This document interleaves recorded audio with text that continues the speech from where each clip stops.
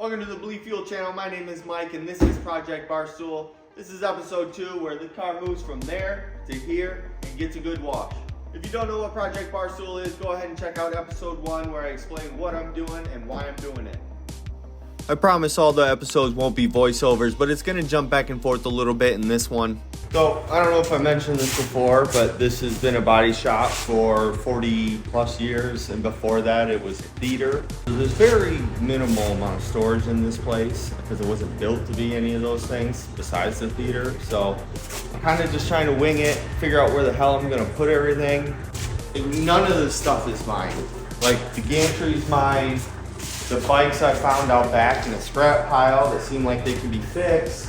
All that over there is parts. And then that's actually something that I do own and is useful for a curtain here to separate what I could make 2 booths, but the roof can't handle it.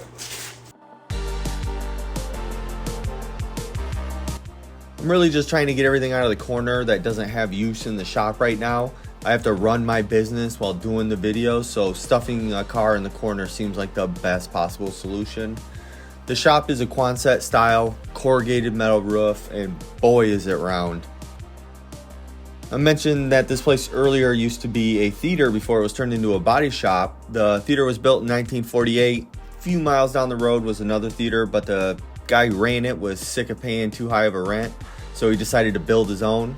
The theater did eventually close, obviously, in 1973, but anyone in the small town that I've talked to that was around when it was open said it was a success and they really liked going. I couldn't find any information about why it closed or what happened to the previous owner. As you've been watching, you can see I've been struggling with this lift. I hate this thing. It is big, it is clunky, it does not roll well. It is the bane of my existence when working on anything vehicle related in this shop. So enjoy yourself watching me struggle with this thing for the next couple minutes while I check out.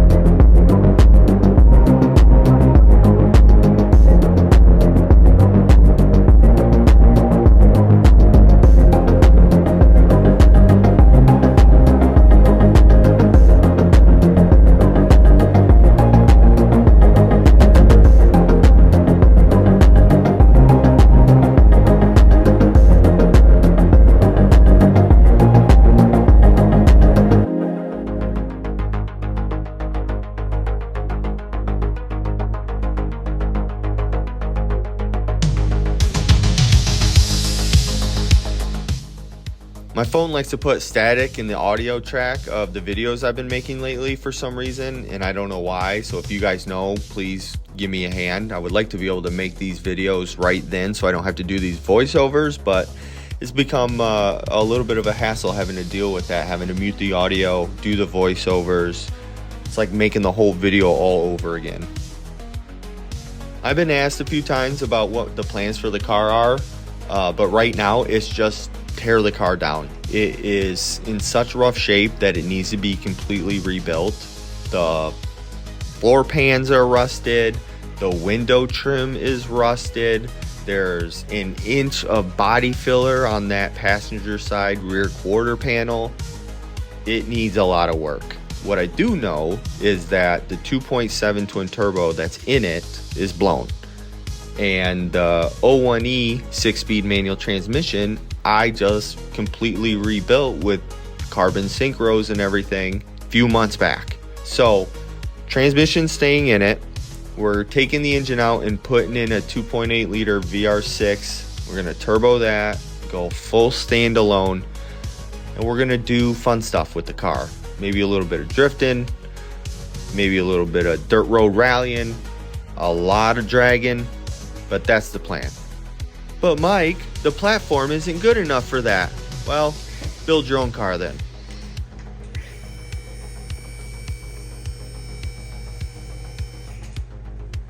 Let's go!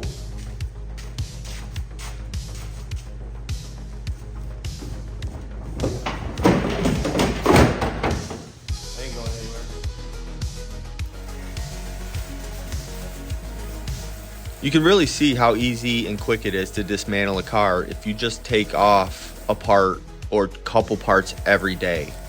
If you have a project car that you want to work on and you've lost that motivation to do it, just start like this. Just take a part off, a single part. Your mirror, could be a light, your bumper, your hood, whatever you want to do. Just start. Start with a part. And then the next day, another part. And the next day, another part. And I bet you get that passion back to work on your project car again.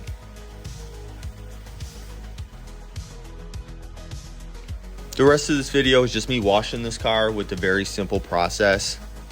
Spray it down with the pressure washer, soap it up, I clay bar it, and then I rinse it down. What needs to be said though is that this isn't quite the correct process. After you clay bar and rinse it down, you should 100% buff and polish the vehicle. If you don't, all you did is introduce scratches into the paint when clay barring, clay mitting, or using a clay disc like I did.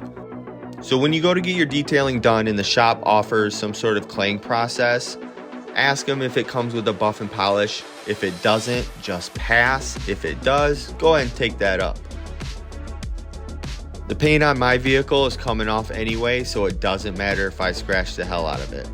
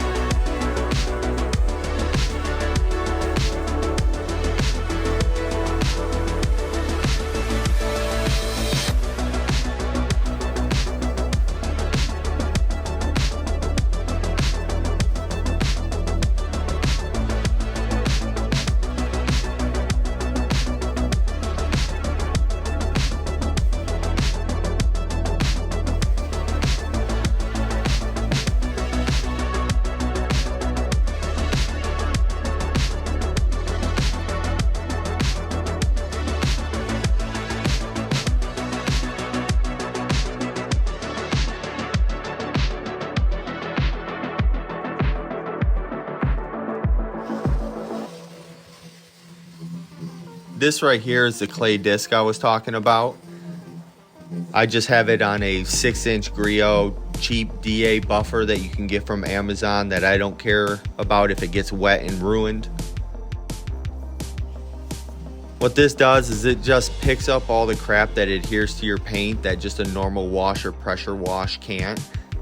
An easy test to do to see if your vehicle needs a clay and a buff is take a paper bag, a Meijer, Walmart, Kroger grocery bag, put your hand in it and run it over your paint. If it's soft and smooth, you're good to go. When you do it and it's super rough, you're probably in for a deep clean and a detail.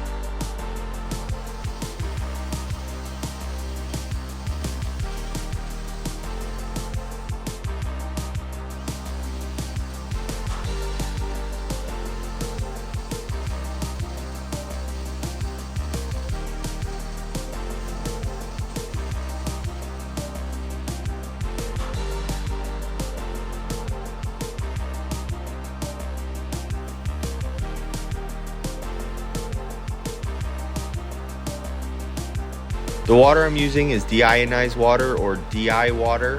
It removes all the minerals from the water, so when I spray it on the vehicle and it dries, it doesn't leave any water spots and speeds up the process of any of the details I'm doing.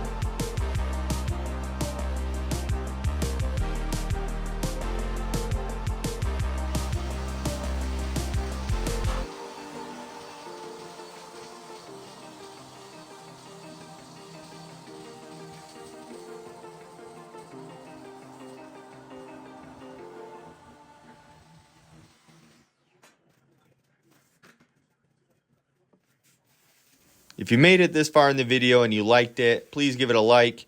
And if you want to see more content like this, consider subscribing.